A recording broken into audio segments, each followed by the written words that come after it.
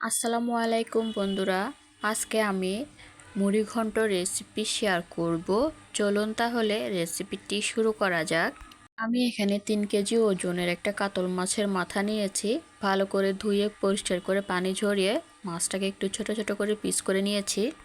এবার এর মধ্যে দিয়ে দেবো হাফ চা চামচ পরিমাণ লবণ, হাফ চা চামচ পরিমাণ হলুদের গুঁড়া দিয়ে মাথাটাকে একটু ম্যারিনেট করে রাখতে হবে। এইভাবে যদি মাছটাকে আগে থেকে ম্যারিনেট করে রাখা হয় তাহলে কিন্তু খেতে অনেক ভালো লাগে। চুলায় একটা কড়াই বসিয়েছি, চুলাটা অন করে পরিমাণ মতো তেল দিয়ে ভালো করে গরম করে নিয়েছি। এরপর দিয়ে দিচ্ছি সেই কেটে ধুয়ে ম্যারিনেট করে রাখা মাছের মাথাটা দিয়ে হালকা একটু ফ্রাই করে নিব।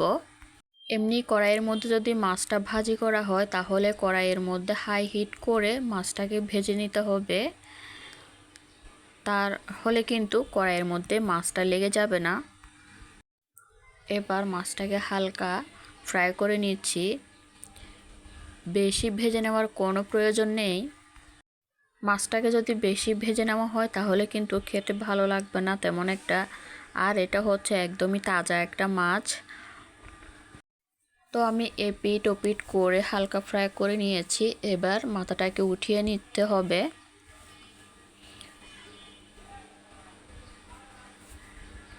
এবার মাথাটাকে আমি উঠিয়ে নিচ্ছি। মাছটা উঠিয়ে নেওয়া হয়ে গিয়েছে। একটা নন স্টিকের হাঁড়ি বসিয়েছি, সেই ভেজে রাখা মাছের তেলটা দিয়েছি আর দিয়েছি 1 টেবিল চামচ পরিমাণ পেঁয়াজ বাটা, 1 টেবিল চামচ পরিমাণ আদা রসুন বাটা দিয়ে এটাকে ফ্রাই করে নিতে হবে যতক্ষণ না কাঁচা ফ্লেভারটা চলে যায়। তো ভালো করে ভেজে নিয়েছি। এবার 1 চা চামচ পরিমাণ লবণ, 1 চা চামচ পরিমাণ মরিচের গুঁড়া, 1 চা চামচ পরিমাণ মরিচের গুঁড়া, 1 চা চামচ পরিমাণ জিরার গুঁড়া, 1 চা চামচ পরিমাণ হলুদের গুঁড়া দিয়ে মশলাটাকে ভালো করে কষিয়ে নিতে হবে। শুকনো মশলাটা যাতে পুড়ে না যায় অল্প একটু পানি দিয়ে মশলাটাকে খুব ভালো করে কষিয়ে নিতে হবে। মশলাটাকে খুব ভালো করে ভাজা ভাজা করে নেওয়ার পর দিয়ে দিচ্ছি 3-4টার মতো কাঁচামরিচ ফালি করা আর দিয়ে দিচ্ছি একটা বড় সাইজের টমেটোটা আমার পছন্দ মতো করে কেটেছি, আপনারা আপনাদের পছন্দ অনুযায়ী কেটে নেবেন। মশলাটা খুব ভালো করে কষানো হয়ে গিয়েছে। এর মধ্যে দিয়ে দিচ্ছি ভেজে রাখা মাছের মাথাটা দিয়ে ভালো করে কষিয়ে নিতে হবে। ভালো করে একটু কষিয়ে নিচ্ছি যাতে মশলাটা ভালো করে মাথার ভিতরে যায়, তাহলে কিন্তু খেতে অনেকটাই ভালো লাগবে। এবার দিয়ে দিচ্ছি আগে থেকে ভেজে রাখা মুগ ডাল, ভিজিয়ে রেখেছিলাম সেই ডালটা দিয়ে আবারও ভালো করে কষিয়ে নিতে হবে। এখানে আমি কোনো রকম পানি দেব না, পানি ছাড়াই কিন্তু কষিয়ে নিতে হবে, তাহলে কিন্তু অনেক মজার হয়ে থাকে এই মুড়ি ঘন্ট। এটা ঢাকনা দিয়ে ঢেকে আমি ভালো করে কষিয়ে নিব।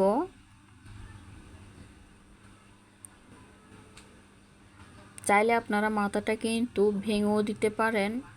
তো ঢাকনা দিয়ে ঢেকে এটাকে 10 মিনিটের মতো কষিয়ে নিব। ঢাকনাটা উঠিয়ে আবারও ভালো করে নেড়ে চেড়ে দিব যাতে তলায় লেগে না যায়, পুড়ে গেলে কিন্তু খেতে ভালো লাগবে না। এবার কষানো হয়ে গিয়েছে, এর মধ্যে দিয়ে দিচ্ছি ফুটান্ত গরম পানি। গরম পানিটা দিলে কি হয়, ডালটা আর শক্ত হয়ে যাবে না, তাহলে কিন্তু ভালো করে সেদ্ধ হয়ে যাবে। আমি যতটুকু পরিমাণ পানি দিয়েছি এর মধ্যে কিন্তু ডাল আর মাছের মাথাটা একদম পারফেক্টভাবে হয়ে যাবে। ঢাকনা দিয়ে ঢেকে রান্না করে নিব 15 মিনিটের জন্য। ঢাকনাটা উঠিয়ে আবারও ভালো করে মিশিয়ে নিচ্ছি। এর মধ্যেও কিন্তু আমার ডালটা হয়ে গিয়েছে। আমি ডালটা এমনভাবে রান্না করব এই ডালটা কিন্তু গলে যাবে না, কিন্তু একদম পারফেক্টভাবে সেদ্ধ হবে, কিন্তু আস্তে আস্তে রয়ে যাবে। ঢাকনা দিয়ে ঢেকে আবারও 10 মিনিট দমে রেখে দিব। দেখুন বন্ধুরা, কালারটা অনেক সুন্দর হয়েছে। এভাবে করে আপনারা বাসায় একবার হলো ট্রাই করবেন। আমার রেসিপিটি যদি ভালো লেগে থাকে তাহলে চ্যানেলটি সাবস্ক্রাইব করে পাশে থাকতে পারেন, লাইক কমেন্ট শেয়ার করবেন, পাশে থাকা বেল আইকনটি প্রেস করে রাখতে পারেন নতুন কোনো ভিডিও আপলোড করার সাথে সাথে সবার আগে পাওয়ার জন্য। সবাই ভালো থাকবেন, সুস্থ থাকবেন। আসসালামু আলাইকুম, আল্লাহ হাফেজ।